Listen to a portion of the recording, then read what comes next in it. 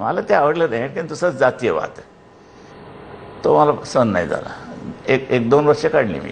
तुम्ही मगाशी शाखेचं म्हणाला, तुम्ही पुण्यामध्ये भिवंडीमध्ये तुम्हाला कधी शाखेत जाण्याबद्दल वगैरे काही आग्रह नाही का झाला घरातनं? कशाच्या शाखेत, संघाच्या शाखेत जाण्यासाठी? नाही, एकदाच रज्जूबाईने बोलवलं होतं मला. नाही, तुम्ही लहान असताना?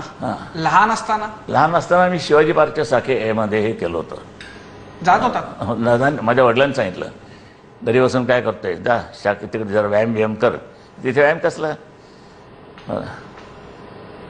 जुडोचं शिक्षण असतं ना, गाद्यांवरती लोढायचं.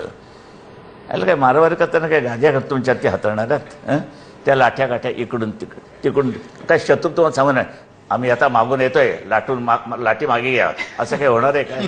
याला कुठूनही शत्रू येईल. तुमच्या ह्या लाठीचं शिक्षणाचा उपयोग काय? मला ते आवडलं नाही कारण तसंच जातीयवाद तो मला सहन नाही झाला. एक दोन वर्ष काढली मी आणि निघालो. बौद्धिक ते एक वैशिष्ट्य बुद्धी नसताना. ऐकायचं होतं तुम्ही?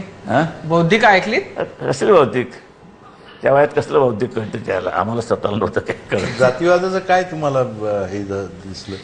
थोडंसं हे दिसायचं मला, बामणशाही.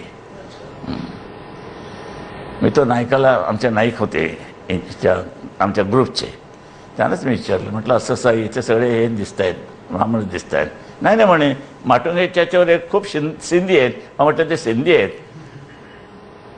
मला नाही, ते मला जातपात नाही आवडत, भयंकर तिडीक आहे.